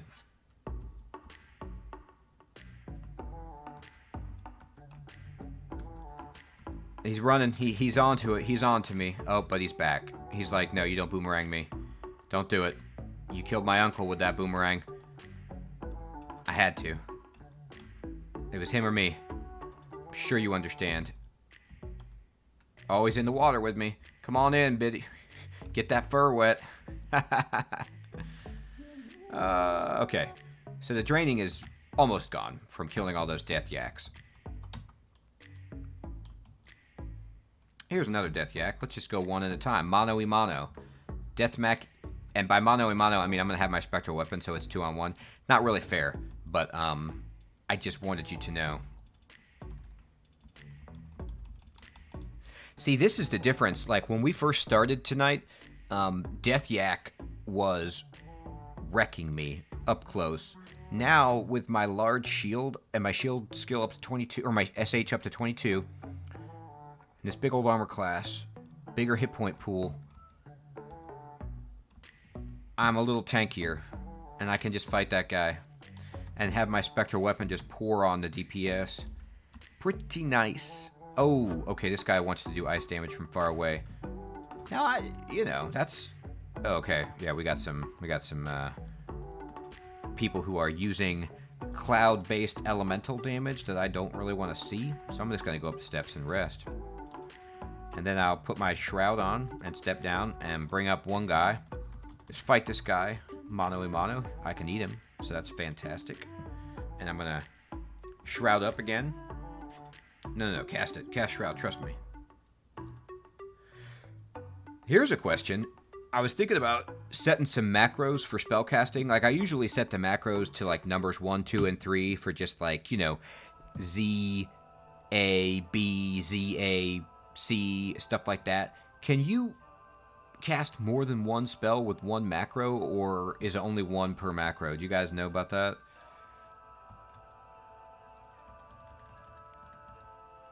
I think it's only one, but it'd be kind of cool to push like one button for pre-fight, you know, charms that I wanted to cast on myself. Just put all the spells on.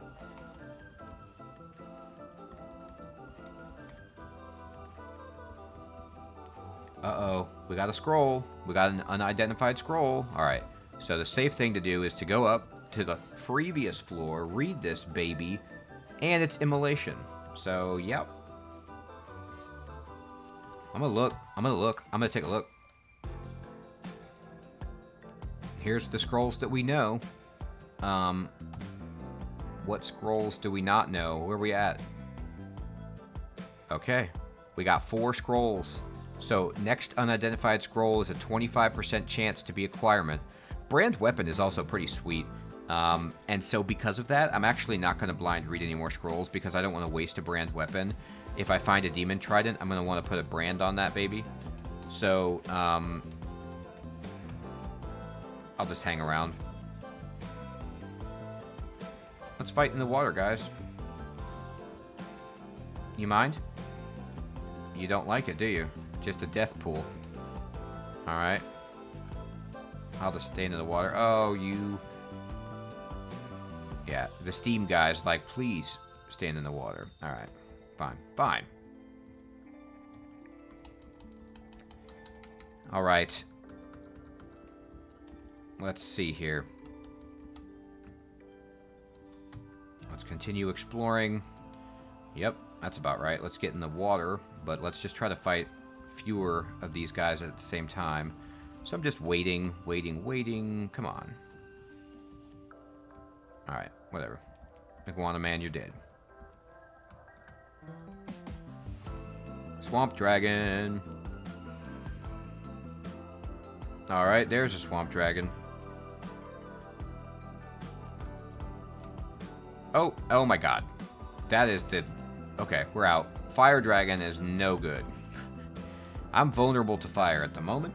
I could just swap on my... take off my resist poison ring and put that on, but there's too much stuff that wants to hit me. I guess I could also quaff a potion of resistance, but why deal with that now? Right? No reason. Okay. Let's just keep digging. Keep digging, see what we find.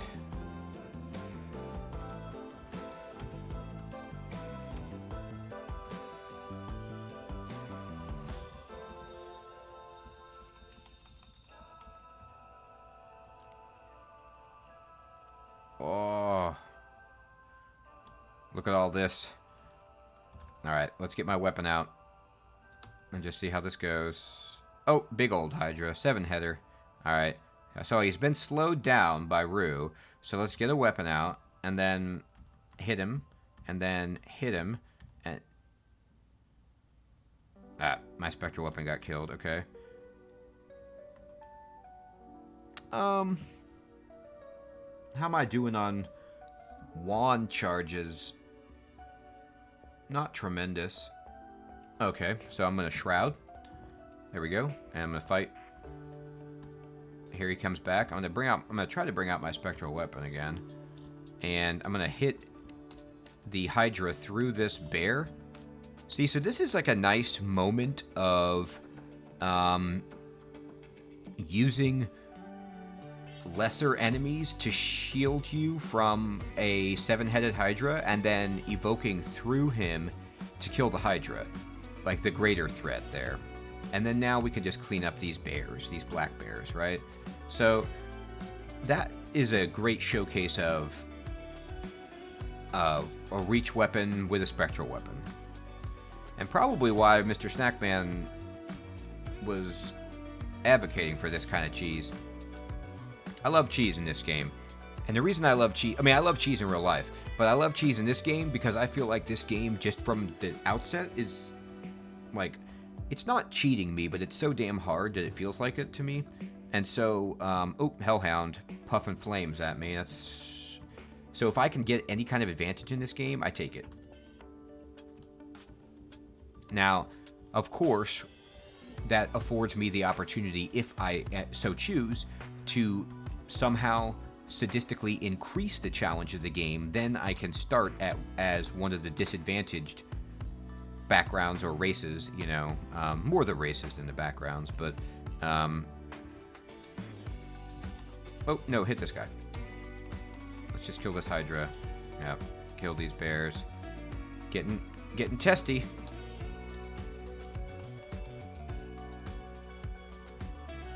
All right, let's run. Let's just go. I have no reason to stay there. I mean, I could stand in and, like, use one of my potions or draw out, but why waste that when I could just go up the steps and rest? You know what I mean? Alright. Let's eat a baguette. Let's shroud up, because that bear is waiting for us. Polar and black. Boom, boom, boom, boom, boom. Alright, we can eat some bear meat. Okay, so I'm going to look at my skills and my spells. Getting way better at casting these things. That's exciting. Okay. I'm gonna I hate to turn off armor, but I'm gonna turn it off for the time being, just because it's so freaking expensive at this -3 penalty to raise it much more. So I'm gonna turn it off so that I can continue focusing on shields. Here's an unID'd scroll, everybody. 25% chance to be acquirement or a brand. And so we have to save it until we get some ID potions. Well, just really quickly. Alright. I just wanted to be sure I didn't leave any identification scrolls in a shop somewhere when I didn't have enough money. I generally buy every ID scroll possible in a shop just because you can never have enough identification scrolls. But, you know, I didn't know if I was low on cash, and so I was futilely hoping that I had left one behind. I did not. Alright, let's get this guy going. Back in here, and let's fight this Hydra. What, he's 7 heads? Oh, my shroud fell apart, but he fell apart. Very good. Enchant weapon. So we're slowly building up our demon trident, you know, collection here. Oh, a bunch of good scrolls. Curing, some rations, heal wounds. So good, so good. Thank you. Appreciate that. All right, yaks coming in. Snail slowing me down. All right. Wolf. Gone. Okay, now we get into the point where there's the potential fire dragon. And so I'm going to go over here instead and see what is the deal. What do you guys got over here? Anything good? Oh boy. Yeah. There's the slime pits, everybody. We'll leave that door closed for a bit. I don't have resist corrosion, so I'm not going to touch these acid blobs at all. No thank you. Don't need it. Slime pits is one of the branches I save for extended. I never advocate trying to get your rune from there if you're only going for a 3 rune victory.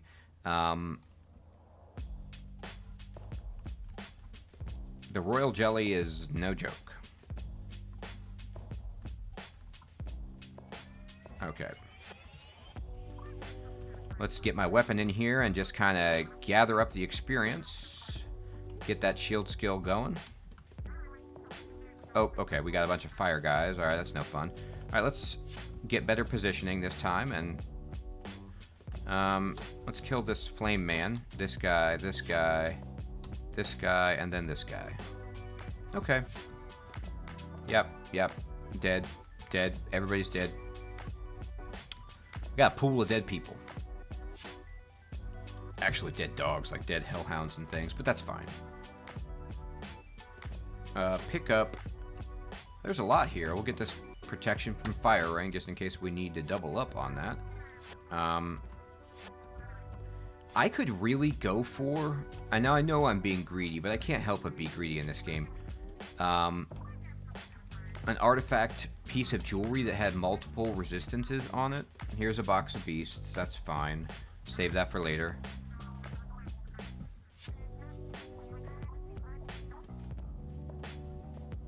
Alright. Let me go ahead and drop some of this stuff. This halberd of freezing will never be used again. Probably. I mean, I might come back for it, but right now I don't need it. Don't need this amulet of the acrobat.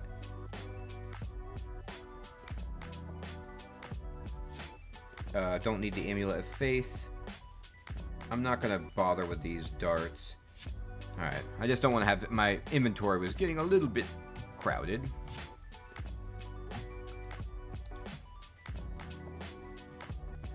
And we will go ahead and shroud. Oh, electricity, no fun. Oh, fire, also not fun.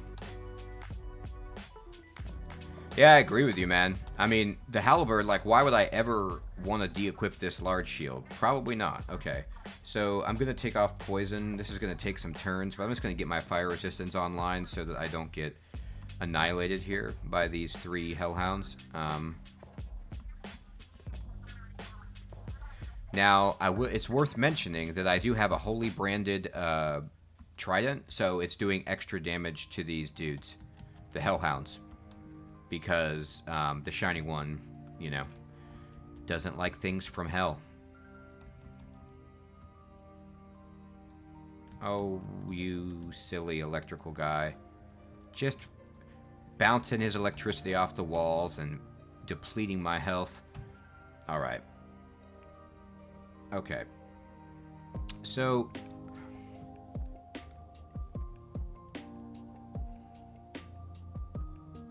trample me.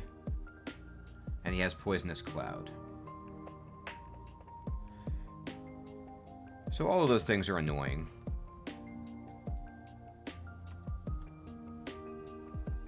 Let's think.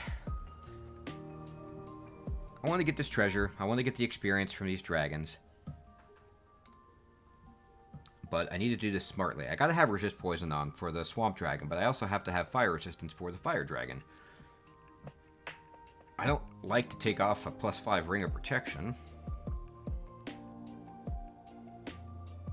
But I don't know that I have much choice. Yeah, you're right. I mean, it's only the Poisonous Cloud, and I can move out of that. And I have plenty of potions of curing. I think I could just keep it as this, and then drink a potion of resistance. Yeah, exactly. I agree with you, man. You're right about that. Alright, let's go ahead and push Z and bring up our Shroud, even though that's not super important. But let's bring up our Spectral Weapon, and then here we go. Okay, Rue took it upon himself to put this guy to sleep or paralyzed him or something.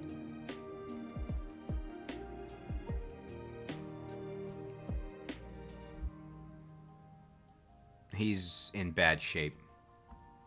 He's dead. Alright, so I'm going to bounce out. Then I'm going to use my water to just move way faster than these guys. So I'm going to use my water movement to outpace them. The Komodo dragon wants to follow, and that's fine. I will let him and just fight him up here and then rest before I engage those other dragons. Let's not be too overzealous. Let's be patient and calm. Otherwise, Dungeon Crawl Stone Soup will rip out your soul if you are not respectful and patient. Oh, this guy wants to definitely poison me, so let's get my weapon in so we can kill him faster than that. Alright, here's the swamp dragon. Man, they really weren't guarding anything too great, although I will say that alright, let me cure, and then I'm gonna get repoisoned. Well, that's no fun. Let me bring this guy in, just out DPS this guy, and then step over here and then just rest. Woo! Look at this poison. Lasting for a while. I did get an enchant armor scroll, which I can use on my shield, which is fine. I'm happy about that. So we got our shield skill up to 24. We got some cash, but, you know, the main thing that we got there, we did get this swamp dragon scale, which, let's see, encumbrance rating 7, base armor 7, and it gives you resist poison. Yeah, it's just strictly better than this scale mail, right? Yeah. I mean, it's the same, it's less encumbrance, the same AC, and better base and resist poison. So it's just better all around than my scale mail. So let's go ahead and put this on. Yeah, good. I mean, this is a good upgrade. Like, obviously, I want to get plate at some point, but for now, this is good. And look at, my spells are, look at the difference between my spells. 16 and 22 versus 9 and 13 because of the encumbrance rating difference there. So that's an all-around huge victory for us, actually. I didn't see that at first, but, you know, getting the +1 to my shield and that armor. Yeah, plus resist poison. Thank you. That's a great, I mean, so now I don't have to put on that ring of resist poison. I don't have to waste a ring slot on that. I can completely mitigate my vulnerability from Rue, and then now I'm actually in the plus on cold and poison. I mean, my resistances aren't really that good, but overall, my character is coming on really, really strong here. We're up to 14th level. We've got finally a shield with 24 shields. We've got armor class of 25. We have a nice artifact trident that's going to keep us going. We have everything. We have things equipped in every slot, plus this nice swamp dragon scale. We need boots. But, you know, on the whole, we've got the lair now clear. And we have access to the shoals, the orcish mines, the slime pits, the spider nest, the main dungeon. So,